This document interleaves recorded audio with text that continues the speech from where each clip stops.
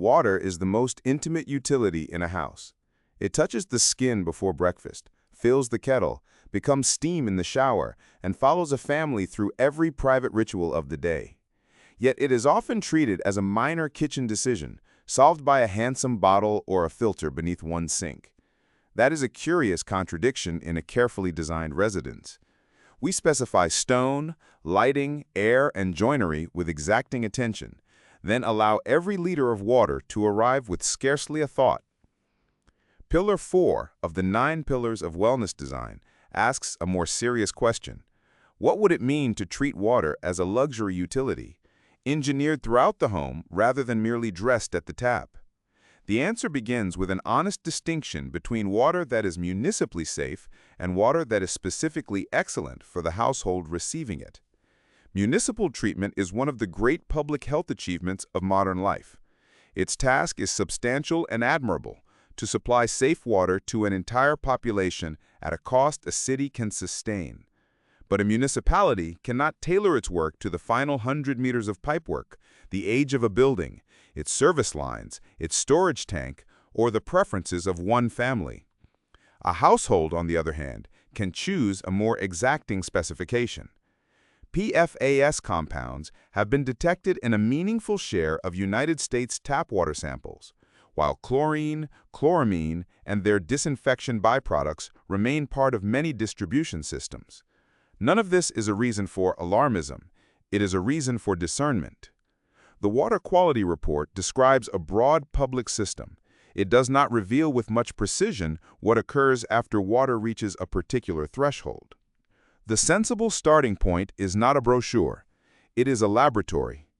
Commission an independent analysis from a sample drawn inside the property, looking for the concerns appropriate to that location: PFAS, disinfection byproducts, heavy metals, hardness, nitrates, and bacteriological indicators. A useful investigation samples twice. One sample follows water that has stood in the plumbing overnight. The other follows a proper run of the tap. The comparison can help distinguish an issue coming from the supply from one created by the building itself. A typical analysis may cost between $300 and $900 USD, which is modest beside the cost of fitting the wrong equipment. Testing does more than identify contaminants. It establishes water chemistry so that capacity, media, and maintenance intervals are designed with evidence rather than optimism. Once the evidence is in hand, a coherent whole-home system begins at the point of entry. Sediment pre-filtration protects everything downstream from grit and suspended material.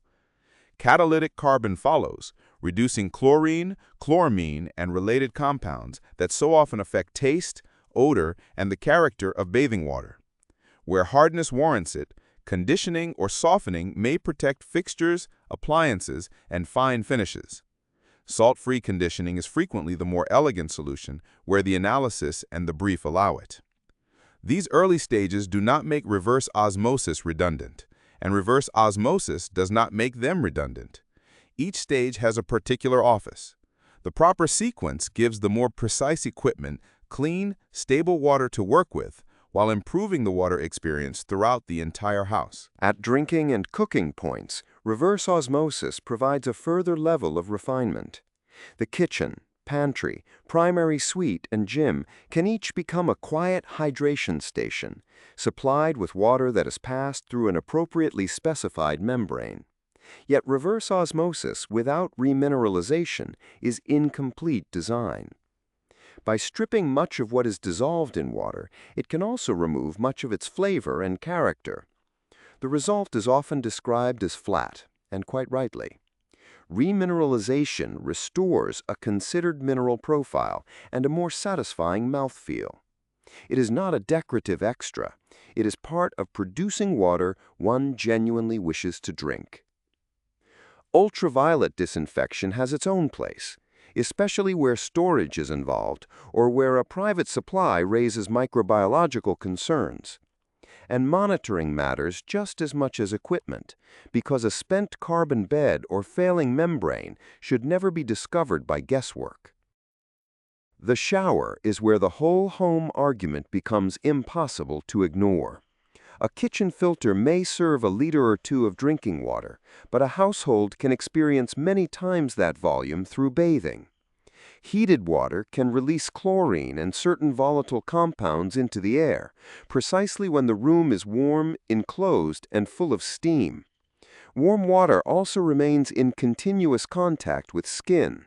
It follows that luxury water design should not begin and end beneath the sink. It should consider the shower, bath, basin, and every tap at which the body meets water. The aim is not to make extravagant medical claims. It is simply to align the quality of daily experience with the quality of the residence. When water feels calmer on the skin, smells cleaner, and supports an unhurried bathing ritual, the effect is very real even before one attempts to measure it. Molecular hydrogen is an intriguing addition at the highest end of the specification, and it deserves both interest and restraint.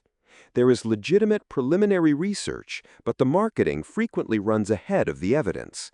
The sensible position is neither dismissal nor credulity. If a household wishes to include hydrogen water, the generator should be installed at the point of use, after full filtration and remineralization. Hydrogen does not remain dissolved indefinitely, so it is not an ingredient for a distant storage tank. Nor does a generator redeem poor incoming water. It should be treated as a properly plumbed hydration fixture, producing fresh water on demand at one or two carefully chosen stations. The question of personal health benefit belongs with a physician. The role of good design is to provide the cleanest and best mineralized water the property can reasonably support. There is a practical dimension to all this. For a substantial residence, a complete whole home specification may run from USD $30,000 to $120,000 installed, with a properly plumbed hydrogen station often adding USD $5,000 to $15,000. Larger estates and private wells can sit beyond those figures. The costly element is frequently access, a discrete plant room, clean routes for pipework, coordination with joinery and stone, and room for service. The equipment must also be maintainable. Filter media, membranes, and ultraviolet lamps do not last forever, so a service agreement should be considered from the very beginning. The luxury is not simply owning advanced equipment. It is knowing the system is performing to its original intent, year after year, without becoming a handsome but forgotten cabinet.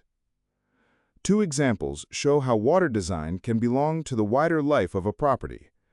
In a new private wing on the Doha coast, humidity control was paired with a whole-house system that included reverse osmosis, remineralization, and molecular hydrogen at two principal hydration points. The family reported better sleep during an extended stay, though it would be unwise to credit water in isolation. On the Costa Blanca, magnesium electrolysis filtration was specified in place of chlorine for a pool. The family reported swimming more often, finding the water gentler on skin and eyes. These are illustrations rather than proof. Their value lies in the design principle. When water is considered as part of the entire sensory environment, it can support habits that make a home more pleasurable to inhabit. The recurring mistakes are surprisingly simple. Bottled water is mistaken for a system, despite uncertain provenance and a needless plastic burden. Reverse osmosis is installed without remineralization. The kitchen receives attention while bathrooms are ignored. A fashionable product is selected before anyone has examined the water itself, and then, after an immaculate installation, maintenance is deferred for years. Water teaches the difference between luxury as appearance and luxury as substance. An exquisite tap can deliver water that has waited in neglected plumbing. A rigorous water strategy begins with analysis at the property, follows the evidence through a layered specification, and makes maintenance visible. That is the O&D approach to water as luxury utility. Start with the water arriving at the building, understand what happens after entry, and build a prioritized roadmap for the life that will be lived there.